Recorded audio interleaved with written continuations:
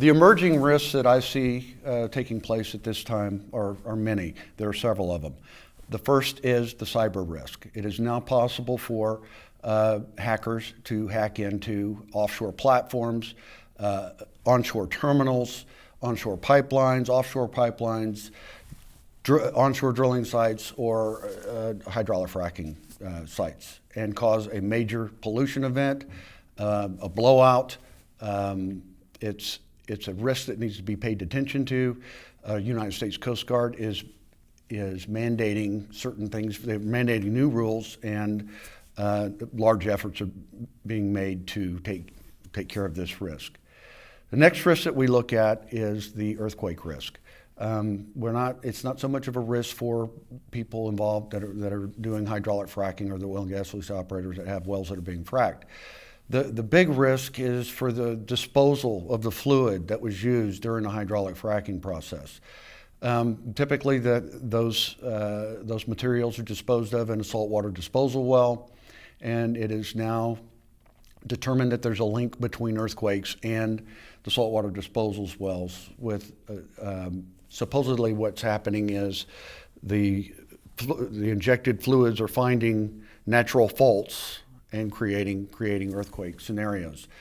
It's a situation that needs to be paid attention to. Some insurance carriers are excluding earthquake activity and other seismic events. So it's important to make sure that your policy covers these events, and then you pay attention to the risk. The next issue is concentrations of values at a fracking site.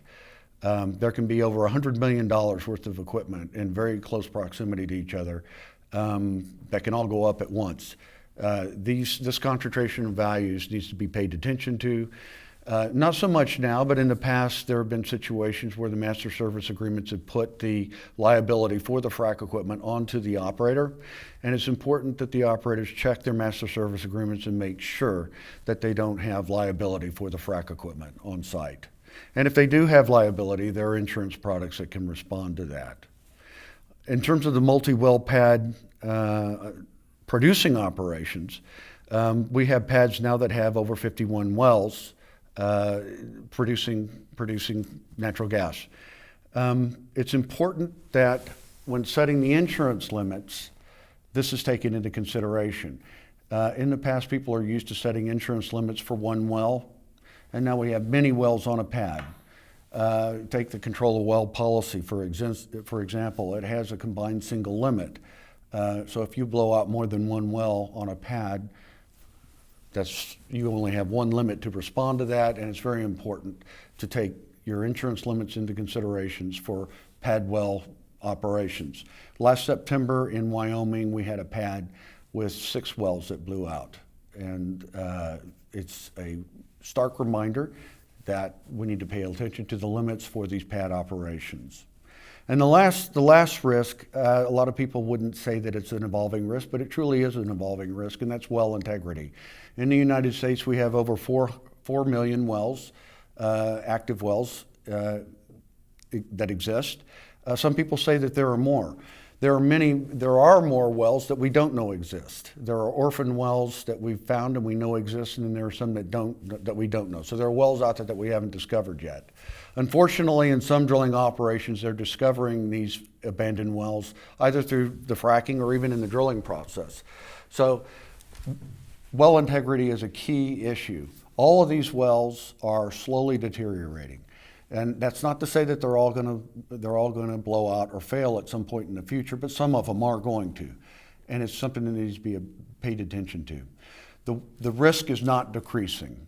And so when in these hard times, when the oil and gas lease operators are setting their limits or deciding what to buy insurance for, they need to pay attention to their plugged and abandoned, shut in, and producing wells, and not just insure the drilling wells.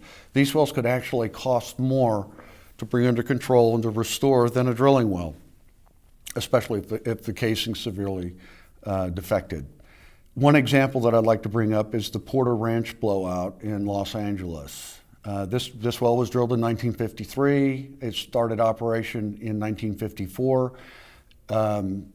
The depleted reservoir was turned into a natural gas storage facility, and the well was converted from an oil well to a natural gas producing well.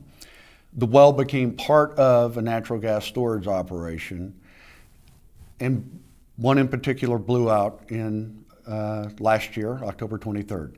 They just brought the well under control in February. 6,500 families were evacuated for a period of 3.5 months.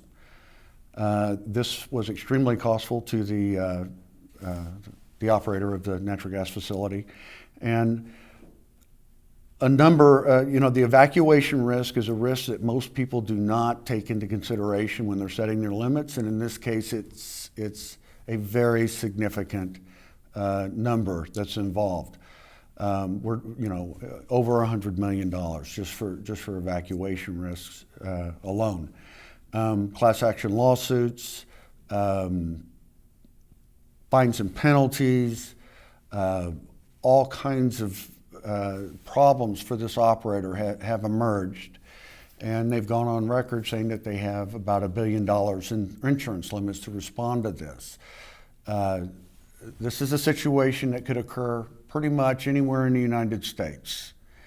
We have old wells all over the United States. Some of these are in close proximity to populations, and it's something that needs to be taken into consideration. Once again, insurance limits need to be taken into consideration for all oil and gas wells.